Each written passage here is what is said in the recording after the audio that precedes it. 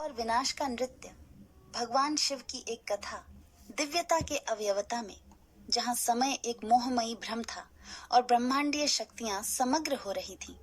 एक ऐसे महाशक्ति और गहरी ज्ञान के धारक का अस्तित्व था जिन्हें भगवान शिव के नाम से जाना जाता था। वह सृष्टि और विनाश दोनों के प्रतिष्ठानता थे, एक देवता जिनके नृत्य ने ब्रह्मांड के वास्त्र को रचना किया। महान पर्वत कैलाश के दिल में भगवान शिव अपनी प्रिय देवी पार्वती के साथ बसे थे। उनका आवाज शांति और स्वर्गीयता की जगह था, एक स्थान जहां मानव समस्याओं को शाश्वत सत्यों के सामने में घुलने दिया गया। एक दिन एक तपस्वी नामक नारद भगवान शिव के पास पहुंचे। वह एक बुद्धिमान और जिज्ञासु आत्मा थे, जिनके गीत संगीत समुद्र के भावनाओं को गूंजते थे। नारद ने एक सवाल पूछा जिसने उसकी सोच को युगों तक परेशान किया था। ओ नृत्य के भगवान, आप जो सृष्टि और विनाश को संतुलित करते हैं, ब्रह्मांड में समर्थन कैसे बनाते हैं? शिव अपने ध्यान में आधी बंद आंखों के साथ नारद की पूछताछ पर मुस्कान देते हुए वे अपने गहरे ध्यान से उठे और उन्होंने एक कथा की बयान करने लगे जिसने उनके अस्तित्व की मूल तत्व का पर्दाफाश किया। शुरुआत में शिव बोले, केवल एक अनंत शून्यता थी, एक बेअंत ऊर्जा की समुद्र जिसमें कोई भी भिन्नता नहीं थी। इस शून्यता से प्राकृतिक शब्द AUM की उत्पत्ति हुई, जो ब्रह्मांड को गति देने वाले आविर्भाव का कारण था। जैसे ही ब्रह्मांडीय ऊर्जा घुमाई गई, उसने सृष्टि के नृत्य को उत्पन्न किया। शिव के शब्द नारद की मानसिक दृष्टि में जीवंत चित्र बना दिए। उन्होंने बताया कि वह भगवान नटराज की भूमिका निभाते हुए दिखाई देते हैं, जिन्होंने विश्व की उत्पत्ति और विनाश को उत्पन्न किया।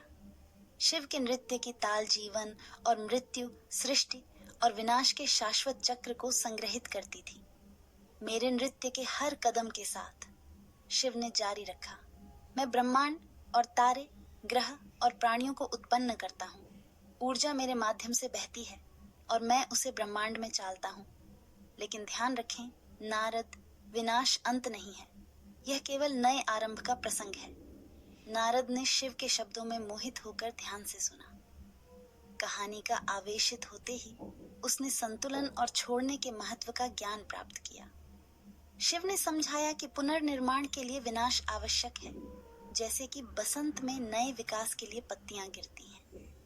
दिन रात में बदल गए और शिव की कथा की प्रस्तावना जारी रही।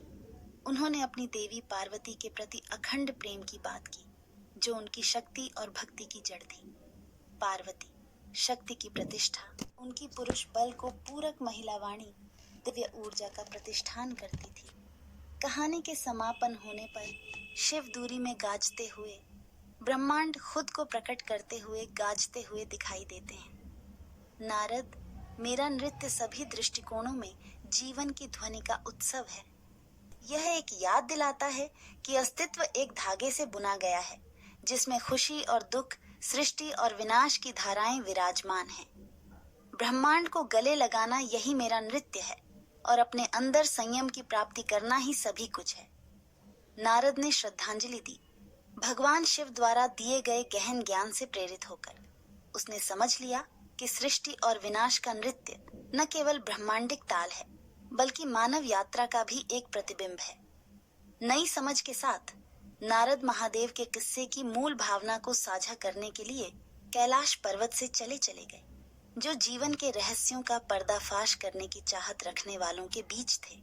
और ऐसा ही भगवान शिव के नृत्य की कथा ब्रह्मांड में गूंजती रही, एक अविकल स्मृति कि प्रत्येक सृष्टि के प्रत्येक कदम में और प्रत्येक विनाश के प्रत्येक चलन में अस्तित्व का नृत्य संतुलन और नवीनीकरण का एक गीत है, दिव्य ज्ञान के मार्गदर्शन में।